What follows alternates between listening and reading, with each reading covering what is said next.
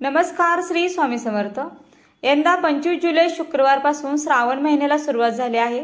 तर 23 ऑगस्ट 2025 पर्यंत श्रावण महिना असणार आहे। हिंदू धर्मामध्ये श्रावण महिन्याला अनन्यसाधारण असं महत्त्व आहे। श्रावण महिना संपण्याआधीच आपल्याला हे एक फूल जर कुठे मिळालं किंवा कुठे दिसले तर ते घरी घेऊन यायचं आहे।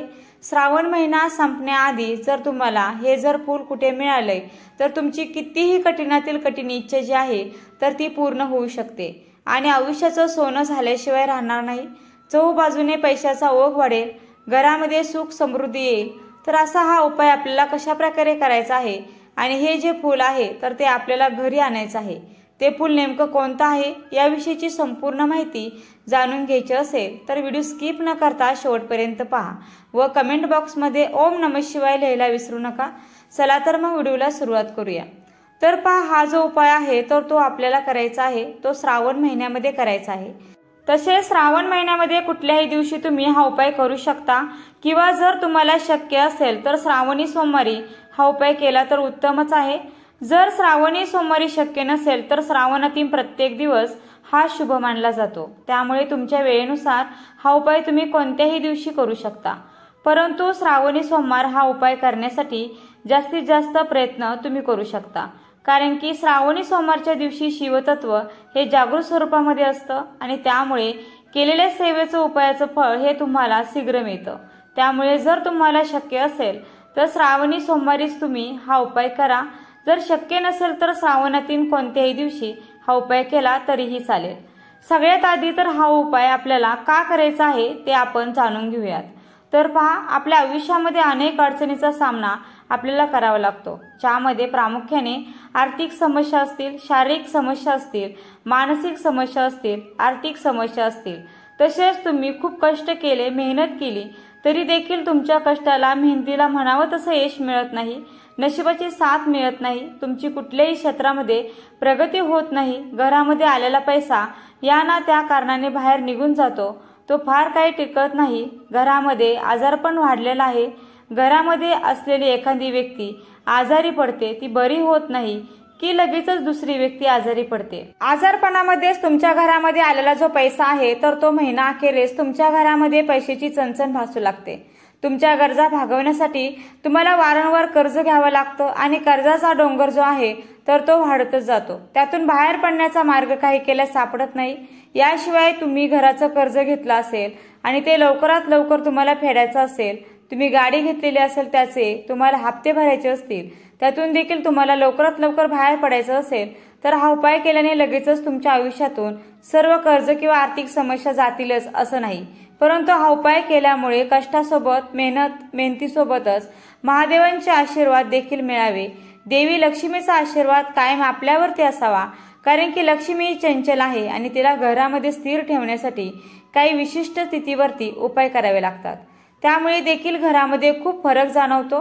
बऱ्याच जणांच्या बाबतीत सांगायचं झालं तर त्यांच्या घरातील उपवर मुलं मुली असतात, त्यांच्या विवाहामध्ये सतत काही ना काही अडथळे येत असतात। त्यांचे विवाहाचे योग जुळून येण्यासाठी देखील तुम्ही हा उपाय करू शकता। मात्र श्रावण महिना संपण्याआधीच आपल्याला हा उपाय करायचा आहे। त्यासाठी आपल्याला हे एक फूल घरामध्ये घेऊन यायचं आहे। हे एक फूल कोणतं आहे तर हे फूल जे आहे तर ते म्हणजे गोकर्णाचं फूल। गोकर्णाच्या फुलाला वास्तुशास्त्रामध्ये सुख, समृद्धी आणि नशिबाचं प्रतीक मानलं जातं। गोकर्ण फुलाचा उपयोग महादेव, विष्णू, शनिदेव, देवी लक्ष्मी आणि दुर्गा देवीच्या पूजेमध्ये सुद्धा केला जातो। गोकर्ण फुलाचे अनेक फायदे शास्त्रामध्ये सांगितलेले आहेत। घरामध्ये गोकर्ण लावल्याने सकारात्मक ऊर्जा संचारते। गोकर्णीमुळे माता लक्ष्मी प्रसन्न होतात आणि कुटुंबामध्ये सुख समृद्धी नांदते। शिवाय गोकर्ण फुलाने शनिदेवाचा कोप शांत होतो आणि सदस्यांचे मन स्थिर राहते असं देखील मानलं जातं। तसेच घरामध्ये सकारात्मकता राहते आणि त्यामुळे सर्व कामे व्यवस्थित होतात। घरामध्ये गोकर्ण लावणे शुभ मानले जाते आणि त्यामुळे देवी लक्ष्मी आणि भगवान कुबेर प्रसन्न राहतात। त्यांच्या कृपेने कुटुंबाची आर्थिक स्थिती मजबूत होते। एवढं महत्त्व गोकर्णाच्या फुलाला आहे। म्हणूनच श्रावण महिना संपण्याआधीच आपल्याला गोकर्णाचं एक फूल घरी घेऊन यायचं आहे। जर तुमच्या घरामध्ये गोकर्णाचा वेल असेल तर उत्तमच आहे। त्यामुळे तुम्ही हा उपाय करण्यासाठी तुम्हाला कोठेही जाण्याची गरज भासणार नाही। आता तुमच्या समस्येनुसार तुम्हाला हा गोकर्णाच्या फुलाचा उपाय करायचा आहे। आजच्या या व्हिडिओमध्ये मी तुमच्यासोबत 3 उपाय शेअर करणार आहे। 3 पैकी कोणताही एक उपाय तुम्ही तुमच्या समस्येनुसार करू शकता। तर सगळ्यात पहिला जो उपाय आपल्याला करायचा आहे तो आपल्या घरामध्ये असलेल्या आर्थिक समस्या दूर करण्यासाठी करायचा आहे। जर कर्जबाजारीपणा खूप वाढत असेल, पैशाच्या समस्या कायम तुमच्या घरामध्ये असतील, तर मग तुम्ही हा उपाय नक्कीच करून पहा। त्यामुळे घरामध्ये आलेला पैसा जो आहे तर तो टिकून राहतो। घरामध्ये लक्ष्मी ही स्थिर राहते, कारण की लक्ष्मी ही चंचल आहे आणि ती एका ठिकाणी कधीही राहत नाही। मग तिला घरामध्ये टिकून ठेवायचं असेल तर मग हे जे उपाय आहे काही विशिष्ट तिथीवरती नक्कीच करून बघावेत। तर त्यासाठी सांगितल्याप्रमाणे आपल्याला हे गोकर्णाचं फूल घ्यायचे। आता सोबतच आपल्याला अजून काही वस्तू देखील लागणार आहेत। तर त्यासोबत आपल्याला एक कलश भरून घ्यायचा आहे। त्या कलशामध्ये चिमूटभर काळे तीळ टाकायचे आहे। चिमूटभर तीळ सोबत 1 चमचाभर कच्चं दूध देखील आपल्याला त्या कलशामध्ये टाकायचं आहे। आता हा कलश आणि सोबतच आपल्याला गोकर्णाचं फूल घेऊन आपल्याला घराजवळ एखादं महादेवाचं मंदिर असेल तर तिथे दोन्ही वस्तू घेऊन जायचे। शक्य असेल तर श्रावण सोमवारी जा, शक्य नसेल तर श्रावणातील कोणत्याही दिवशी तुम्ही गेलात तरी देखील चालेल। परंतु हा उपाय तुम्हाला जवळच असलेल्या महादेवाच्या मंदिरामध्येच म्हणजे शिव मंदिरामध्ये जाऊनच करायचा आहे। महादेवाच्या मंदिरामध्ये गेल्यानंतर सगळ्यात आधी आपण जे कळशामध्ये पाणी घेतलेलं आहे ते आपल्याला शिवलिंगावरती अर्पण करायचं आहे आणि आपण ते गोकर्णाचं फूल घेतलेलं होतं तर ते आपल्याला शिवलिंगावरती अर्पण करायचं आहे। अर्पण करण्याआधी ते थोडंसं तुम्हाला पाण्याने ओलं करायचं आहे आणि त्यानंतर शिवलिंगावरती अर्पण करायचं आहे आणि तिथे बसून तुम्हाला एक सेवा देखील करायची आहे। तर ती सेवा म्हणजे ज्या आर्थिक समस्या तुमच्या घरामध्ये आहे तर त्या नष्ट व्हाव्यात यासाठी तुम्हाला महादेवाचा अतिशय प्रिय मंत्र महामृत्युंजय मंत्राचं पठण करायचं आहे। महामृत्युंजय मंत्र जो आहे तर तो ओम त्र्यंबके यजामहे सुगंधी पुष्टिवर्धनम उर्वारुकमिव बंधना मृत्यू मोक्षी यमामृतात। हा जो मंत्र आहे तो तुम्हाला तिथे बसून म्हणायचा आहे। त्याचं तुम्हाला जास्तीत जास्त 108 वेळा तिथे बसून तुम्हाला पठण करायचं आहे। शक्य असेल तर तुम्ही 16 वेळा देखील पठण केले तरी सुद्धा चालू शकेल। त्यानंतर तुम्हाला महादेवांना तुमच्या इच्छा मनोकामना पूर्ण होण्यासाठी प्रार्थना करायची आहे। बघा, या उपायामुळे आपल्या आर्थिक समस्या दूर होतात, चहूबाजूने पैशाचा ओघ वाढतो, म्हणजे कष्टाला तर पर्याय नाही परंतु कुठून ना कुठून तरी तुम्हाला पैसे कमवण्याची संधी उपलब्ध होते, असा हा उपाय आहे। आता त्यानंतर या गोकर्णाच्या फुलाचं तुम्हाला काय करायचंय तर शिवलिंगावरती ते गोकर्णाचं फूल आपण अर्पण केलेलं आहे ते आपल्याला उचलून घ्यायचं आहे आणि त्यानंतर ते आपल्याला घरी घेऊन यायचं आहे। घरी आल्यानंतर मग आपल्याला आपण जिथे धनसंपत्ती म्हणजे पैसे ठेवतो तिथे आपल्याला त्या तिजोरीमध्ये आपल्याला हे जे फूल आहे तर ते ठेवायचे। सांगितल्याप्रमाणे गोकर्णाच्या फुलामध्ये देवी लक्ष्मीचा वास असतो आणि त्यामुळे हे फूल आपण महादेवांवरती अर्पण केलेलं होतं, त्यामुळे एवढी सकारात्मकता एवढी शक्ती त्यामध्ये आलेली असते, ज्यामुळे घरामध्ये आर्थिक समस्या आहे तर त्या हळूहळू नष्ट व्हायला देखील सुरुवात होतात।